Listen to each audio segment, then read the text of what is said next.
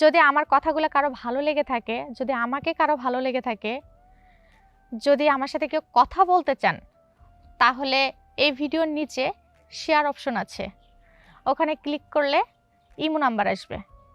ওই নাম্বারে আমার সাথে যদি কথা বলতে চান কন্ট্যাক্ট করেন, কথা বলবো। শুইতে যাই শুধু ওকেই দেখি, শুধু আমাদের কাজের ছেলেটাকেই দেখি।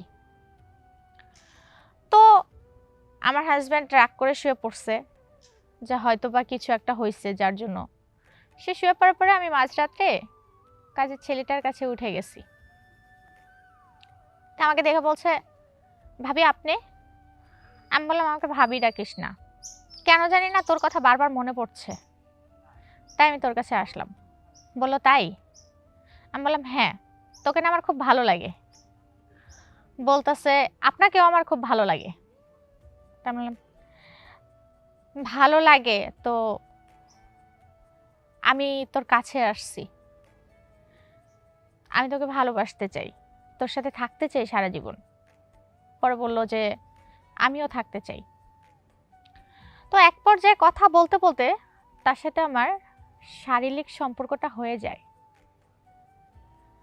তখন আমি তাকে ছাড়া আর কিছুই বুঝি না। আমি আমার সংসারে আর 3 দিনও থাকতে পারলাম না। সে আমাকে বলল যে চলো যাই। তা বললাম চলো, আমিও যাব। আমাকে নিয়ে রংপুরে গেল। যাওয়ার পরে দেখি খুব ছোট্ট একটা ঘর, কুঁড়ে ঘর।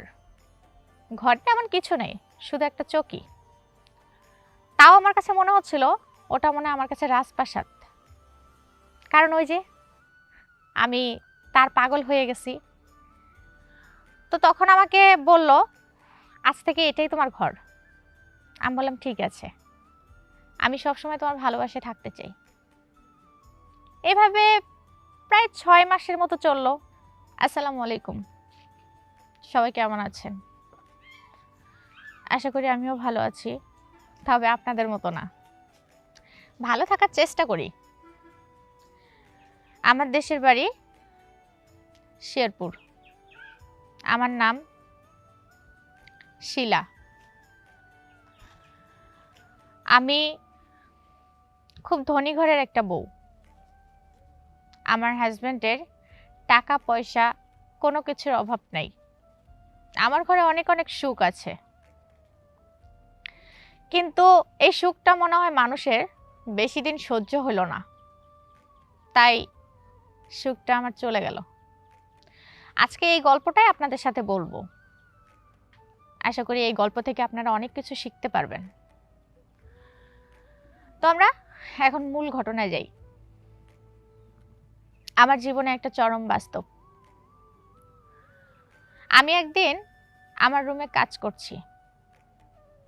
আমাদের একটা কাজের লোক আছে, ওর বাড়ি রংপুরে।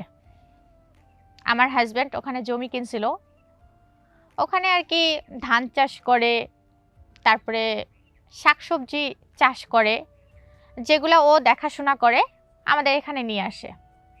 ওকে অনেক আমরা বিশ্বাস করি, এই জন্য কখনো মানে ওর জন্য আমাদের মনে মানে কোনো সন্দেহ জাগে নাই। আর এটাই আমার জীবনে সব থেকে বড় কাল হয়ে দাঁড়াইছে। আমার হাজব্যান্ড অফিসে চলে গেছে, আমার বাড়িতে আমার শ্বশুর শাশুড়ি সবাই ছিল। হঠাৎ করে আমাদের ওই কাজের ছেলেটা 1 প্যাকেট মিষ্টি নিয়ে আসলো, এসে সবাইকে খাওয়াচ্ছে। জিজ্ঞেস করছে কিসের মিষ্টি, বলছে আগে খান না।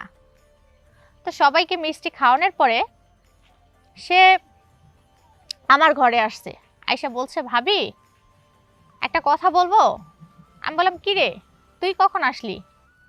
এই তো ভাবি কিছুক্ষণ আগে আসছি। তাই তো কিছু বলবি তুই আমাকে? বস। বলল আপনার সাথে কথা আছে। হ্যাঁ বল। বলে যে আমি আপনার জন্য সন্দেশ নিয়ে আসছি। কি রে, হঠাৎ করে তুই সন্দেশ নিয়ে আসলি? আরে ভাবি মিষ্টি নিয়ে আসছিলাম, কিন্তু মিষ্টি শেষ, তাই আমি সন্দেশ নিয়ে আসলাম শুধু আপনার জন্য। তাই দে, তুই যেহেতু ভালোবেসে নিয়ে আসছিস তাহলে তো খাওয়াই যায়। তো আমি আমার মনে তিল পরিমাণ সন্দেহ কোনো কিছু নিয়ে জাগে নাই। আমি এটা ছোট ভাই মনে করে খাইয়া ফেলেছি। খাওয়ার পরে ও বলল আচ্ছা ভাবি তাহলে আমি যাই। তা বললাম আর কয়দিন থেকে যা। তো বললো আচ্ছা ঠিক আছে। সে থেকে গেল। এখন রাত্রে আমার হাজবেন্ড আসছে, আমি আমার হাজবেন্ডের সাথে শুয়ে আছি, কিন্তু তার দিকে আমার কোনো মনই নাই, তাকে আমার দেখতে মন চাচ্ছে না। সে কথা বললে জানি বিষের মতো লাগছে, একদম দুই চোখের বিষ। সে আমাকে বলছে তুমি এমন হইলা কবে থেকে, তুমি তো এমন ছিলা না। আমি বললাম কি হয়েছে, আমি কথা কমায়া বলো, আমার ভালো লাগছে না। শুইতে যাই, শুধু ওকেই দেখি, শুধু আমাদের কাজের ছেলেটাকে দেখি। তো আমার হাজব্যান্ড রাগ করে শুয়ে পড়ছে যে হয়তো বা কিছু একটা হয়েছে যার জন্য। সে শুয়ে পড়ার পরে আমি মাঝরাত্রে কাজের ছেলেটার কাছে উঠে গেছি। তা আমাকে দেখে বলছে ভাবি আপনি? আমি বললাম আমাকে ভাবি ডাকিস না, কেন জানি না তোর কথা বারবার মনে পড়ছে, তাই আমি তোর কাছে আসলাম। বললো তাই? আমি বললাম হ্যাঁ, তোকে না আমার খুব ভালো লাগে। বলতেছে আপনাকেও আমার খুব ভালো লাগে। তা আমি বললাম ভালো লাগে তো আমি তোর কাছে আসছি, আমি তোকে ভালোবাসতে চাই, তোর সাথে থাকতে চাই সারা জীবন। পরে বললো যে আমিও থাকতে চাই। তো এক পর্যায়ে কথা বলতে বলতে তার সাথে আমার শারীরিক সম্পর্কটা হয়ে যায়। তখন আমি তাকে ছাড়া আর কিছুই বুঝি না। আমি আমার সংসারে আর 3 দিনও থাকতে পারলাম না। সে আমাকে বলল যে চলো যাই। আমি বললাম চলো, আমিও যাব। আমাকে নিয়ে রংপুরে গেল। যাওয়ার পরে দেখি খুব ছোট্ট একটা ঘর, কুঁড়ে ঘর। ঘরটা এমন কিছু নেই, শুধু একটা চৌকি। তাও আমার কাছে মনে হচ্ছিল ওটা মনে হয় আমার কাছে রাজপ্রাসাদ, কারণ ওই যে আমি তার পাগল হয়ে গেছি। তো তখন আমাকে বলল আজ থেকে এটাই তোমার ঘর। আমি বললাম ঠিক আছে, আমি সবসময় তোমার ভালোবাসায় থাকতে চাই। এভাবে প্রায় 6 মাসের মতো চলল। 6 মাস পরে একদিন আমার হঠাৎ কি জানি হইল। কিছুক্ষণ পরে আমার এমন মনে হলো যে আমি মনে হয় সবকিছু হারায় ফেলাইছি। আমি হঠাৎ মনে হলো যে একটা স্বপ্নে থেকে আমি উঠে আসছি। আমি বললাম কি রে, আমি এখানে কেন? আমার সংসার, আমি এখানে কি করছি? আমার হাজবেন্ড, সবকিছু ফেলা আমি এখানে কিভাবে আসলাম? এগুলো ভাবতে ধরে দেখি আমাদের কাজের ছেলেটা আসলো। আসার পরে বলছে কি হয়েছে তোমার? তখন আমি বললাম কি বলছিস তুই, কি হয়েছে আমার, আর আমি এখানে কেন? পরে বলতেছে আমি তোমাকে বিয়ে করছি।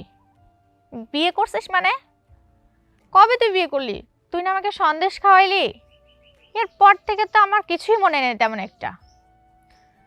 পরে বলতেছে দেখো আমি যা করছি তা তোমাকে ভালোবেসে করছি, আমি তোমাকে ওটার সাথে কবিরাজি করে খাওয়াইছি। আর দেখো আমি যা কিছু করছি তোমার সাথে সংসার করার জন্য করছি।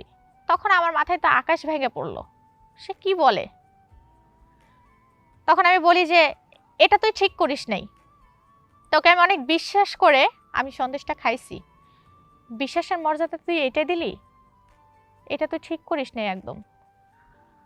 তোকে বিশ্বাস করা আর দুধ কলা দিয়ে কালসাপ পোষা সমান সমান অধিকার হয়ে গেছে গা আমার কাছে।